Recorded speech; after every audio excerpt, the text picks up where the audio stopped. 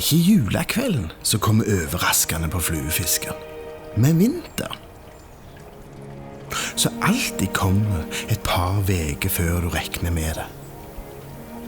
Han spør ikke, og han varsler ikke.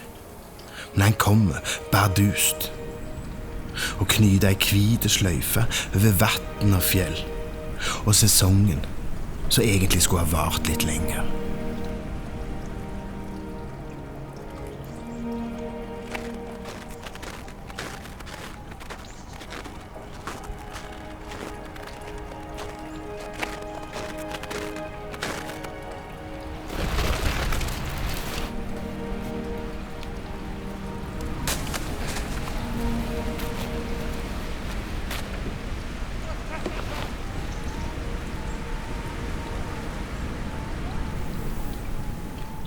Slutt er det for båten også, nedsnødd og forfrosen, med tydelige sår etter å ha ligget i krig mot været.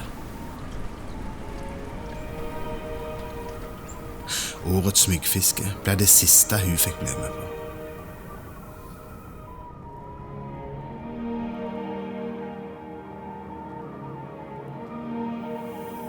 Og når den kalde vinden jager fuglene vekk og folk inn i hus, ja, da må selv fluefiskeren innse at det er nok for i år. Nå må han inn for å snu bunken, men samtidig får han blanke ark. Ark han kan bruke til å planlegge neste sesong. Og for oss er det Tenn Riverstrip 2018.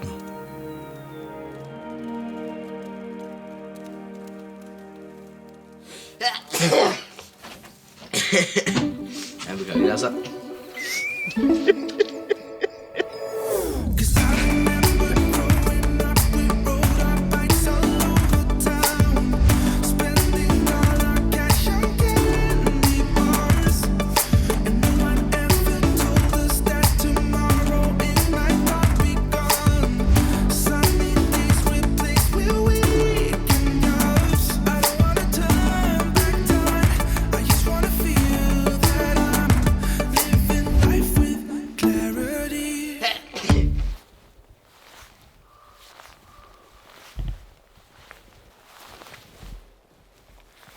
Du er på turen.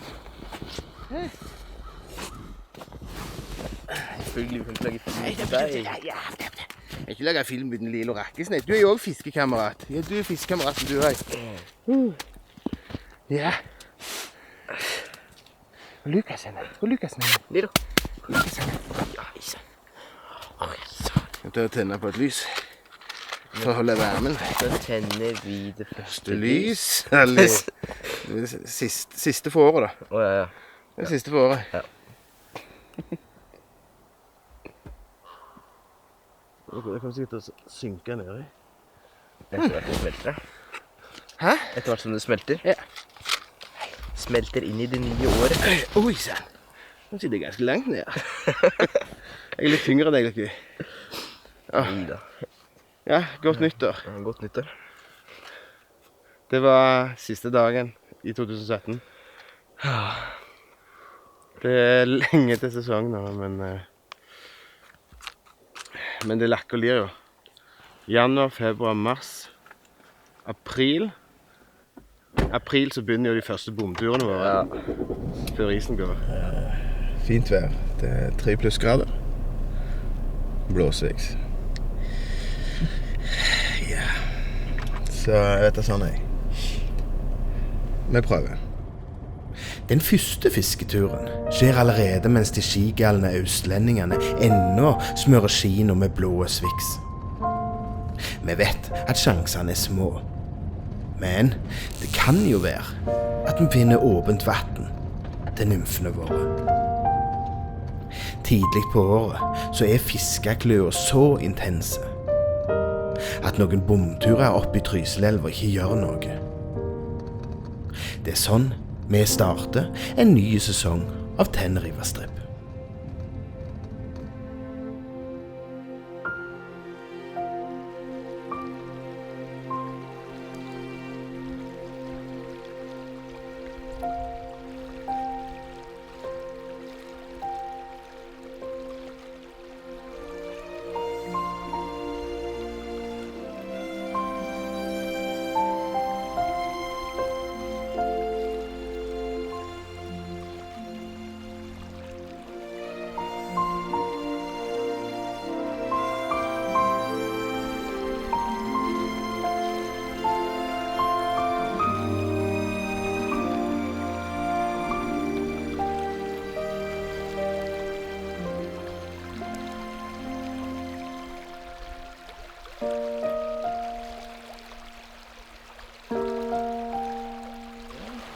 Deilig.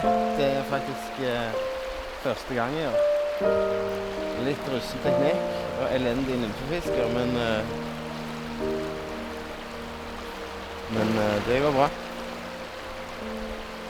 Bare å være her. Hva sier du om nymfefisket ditt? Mitt nymfefiske? det kan man ikke skryte av. Ikke mitt heller. Tenk det.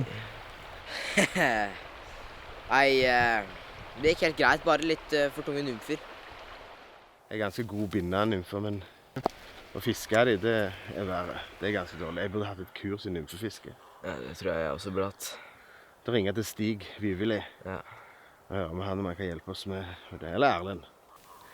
Men det har vært en ganske rar sesong, egentlig. Har det ikke det?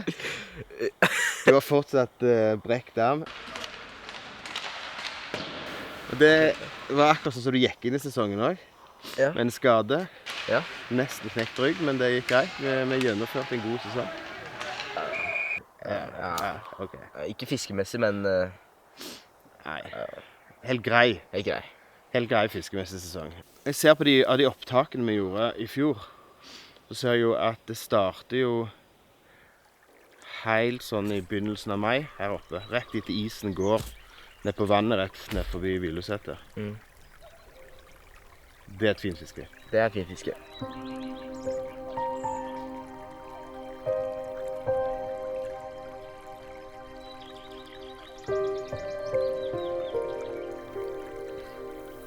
Å, sol.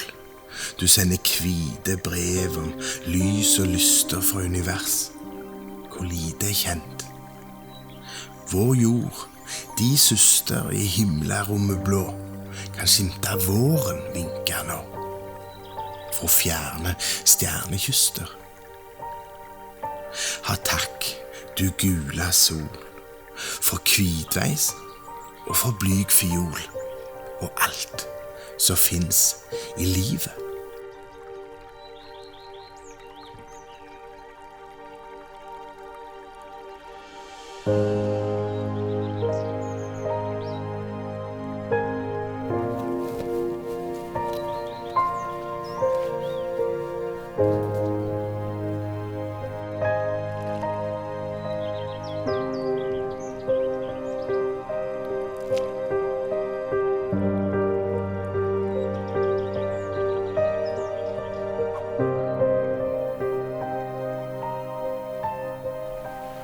Midt i mørket kan det være at du oppdager at inni deg så bor der en uovervinnelig vår.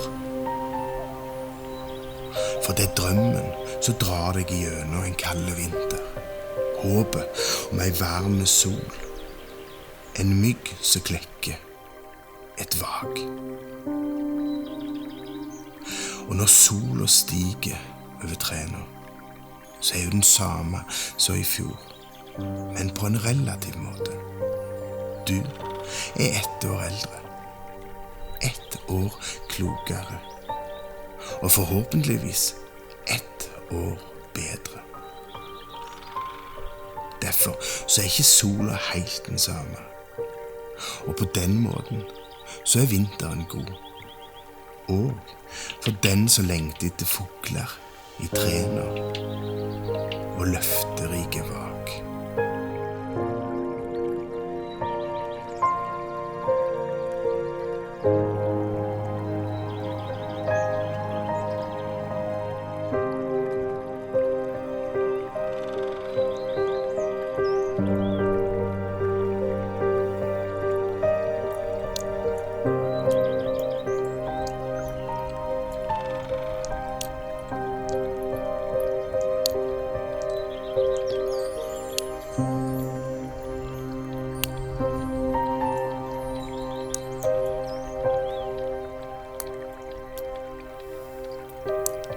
Og selvsagt så vinner han jo til slutt, våren. Og for oss to betyr det nok en sesong ute, på en fisketur som aldri tar slutt. Ten Riverstrip. I år med litt flere svar enn i fjor, men likevel med mange nye spørsmål. Ikke sant? Det begynner å blåse her også. Der var ikke det.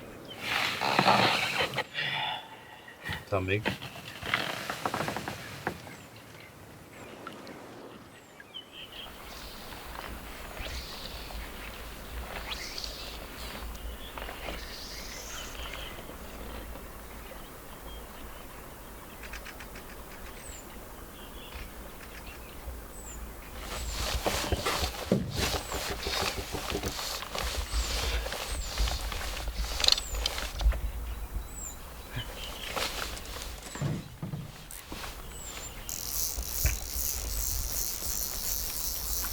Jobba? Ja, vent. Ja? Vent litt.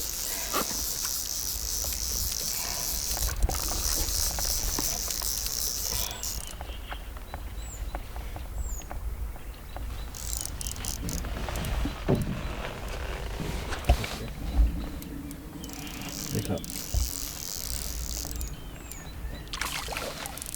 Du må fiske oss her, da.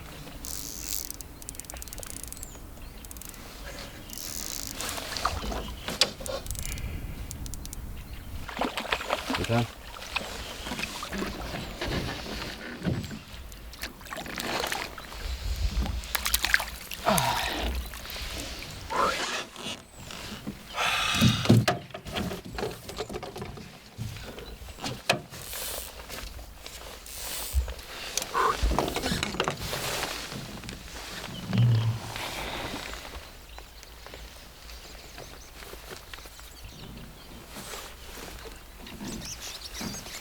Myggfiske, tidligfiske. Ja. Det er jo kanskje den fineste opplevelsen vi har hvert år. Ja. Er du enig? Det er en strålende start på fiskesesongen. Ja. Det er ut i båt på vannet ned forbi Hvileseter her og i vind på dagen, som det jo ofte er. Ja. Blås opp. Vind, men det løyer alltid på kvelden.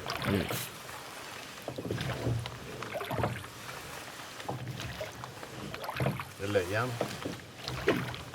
Da er det ofte utrolig bra myggfiske. Du får ikke mygg på den. Og det er gøy, for fisken tar så voldsomt.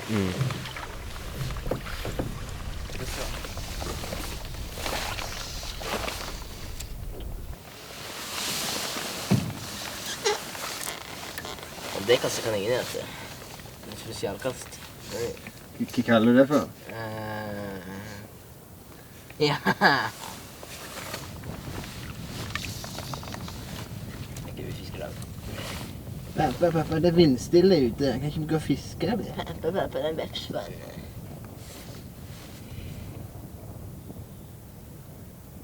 Hvordan det går? Det går fint. Hvorfor fisker du med tørrflua når det ikke er et valg på vattnet? Fordi jeg er optimist. Hva er forskjell på å være optimist og naiv? Jeg vet ikke, jeg. Ikke spør meg.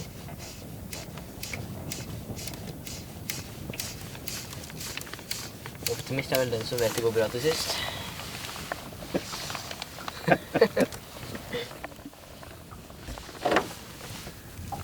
Ble det vådflua, da? Zulu silver, er det ikke det man kaller det?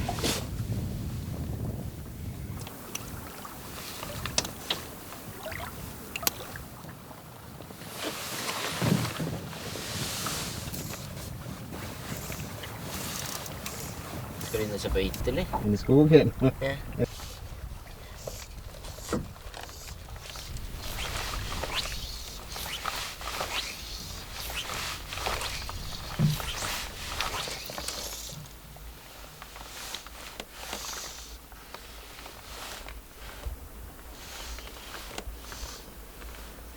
Faen, det slutta å våke.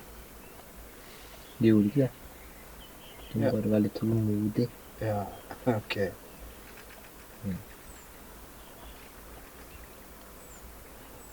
Dette er ganske dårlig tegn for meg. De siste årene så har det vært at den som hadde fått den første fisken på tørt, har fått en best sesong. Ja, da har jeg fått første fisk på tørt hvert år, da. Ikke som jeg er rau og Du grein jo hele fjorårssesongen. Jo. Pappa, jeg får kjøre. Pappa, jeg får kjøre. Pappa.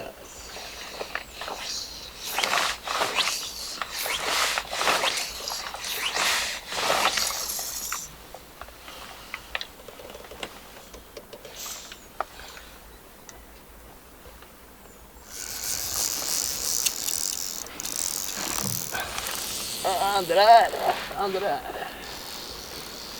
Ah, ok, den er større. Skilles den. Ah, ja, ok.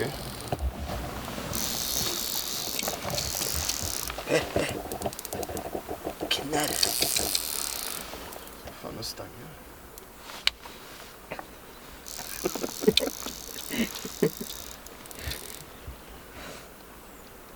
Du trenger ikke å gjøre den større enn den er. Ja, men du, kjære, jeg er minst 200 gram. Okay. Kan man ha største hvis jeg har fått her, eller? Oi, fitt. Se her. Det kommer draug. Se her. Pappa, han har skjegg. Han har skjegg. Hva er det toppskjegg? Ja. Hva er det for noe? Hva er det?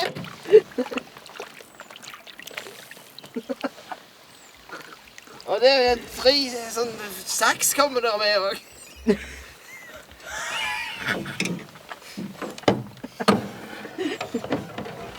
Ja.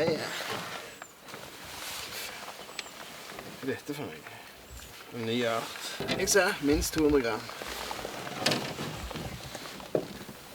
En av de første fiskene på en av de eller på den første turen. Husker du taket ditt? Du hadde all line her var ute. Ja.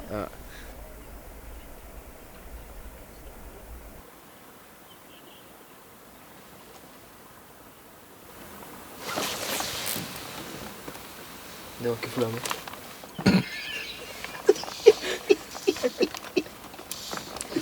Det var ikke det. Men nå sliter jeg. Jeg har et jævlig tilside. Det er et jævlig tilside.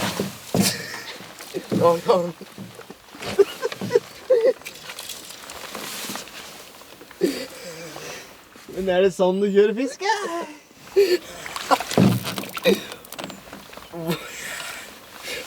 Faen, det er et jævlig stort problem. Oi, satan.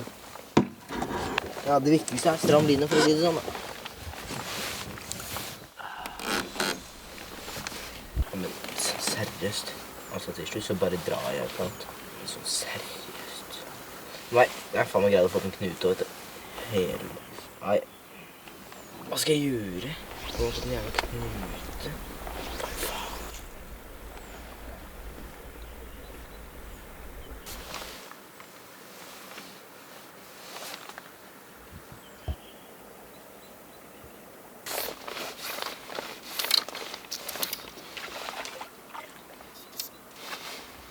Bli da. Dæven er mye ute.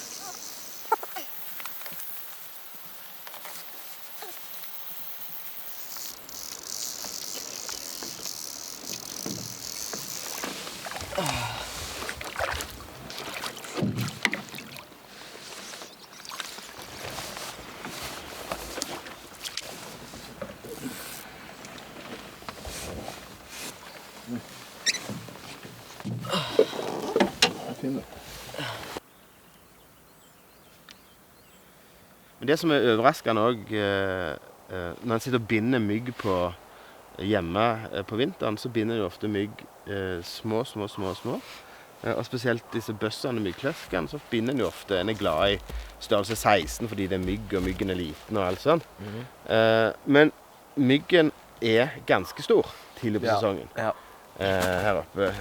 Den er fort, du må fort ha han nede i 10 og 12 når du binder bøssene. Ja. I mai så er fisk, ass. Ja, ok det. Jo. Ja, hele snøren.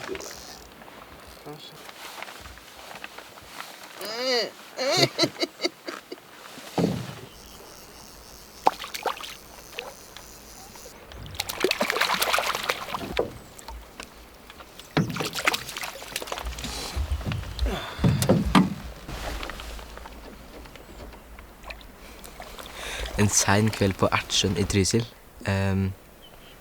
Kaldt i lufta, 10 grader, 5-6 grader i vannet. Klekker mygg, greit med mygg. Vi venter og håper på at det klekker vespertine. Det vaker bra rundt oss, mye fisk.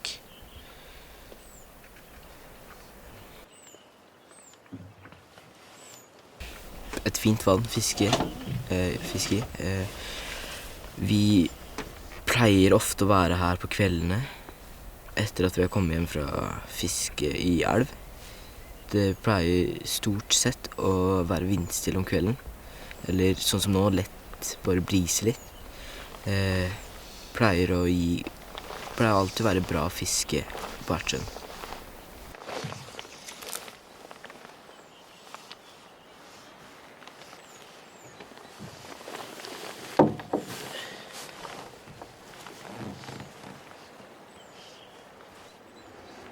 Det noen vespertiner på vannet, men de får lov til å stå i fred. Fisken tar et eller annet. Og jeg har på en klekker. Krok 16. Hatt 1 fisk etter en gang. Var litt klønete og ikke følte med, så den kom ikke inn da.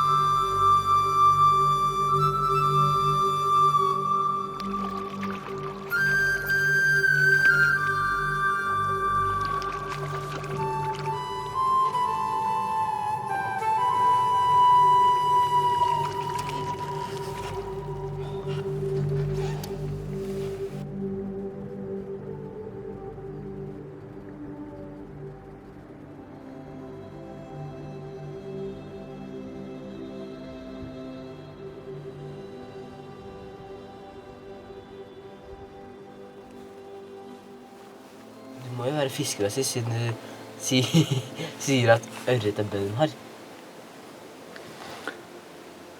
Hvordan er hilsen din da?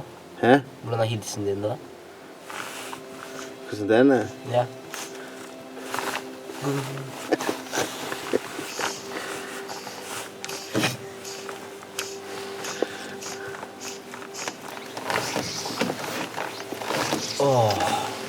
Til slutt så går den i nakken.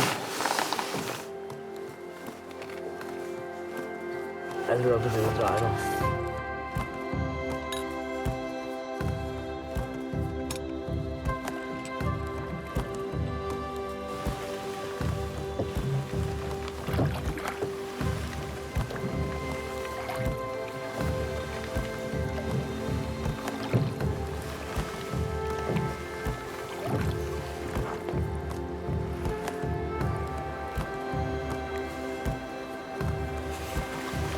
Myggfisk er vanskelig, ass. Plutselig så fungerer det, og så plutselig så fungerer det ikke. Og plutselig så er det slutt.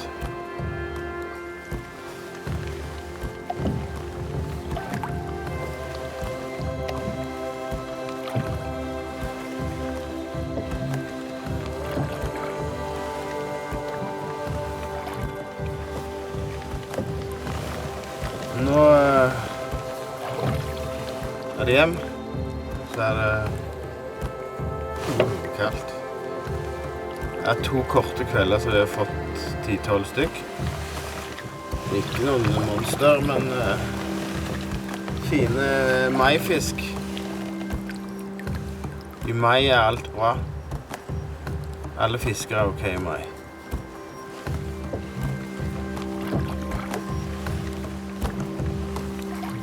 De turene der er kanskje de gøyeste hvert år. Ja.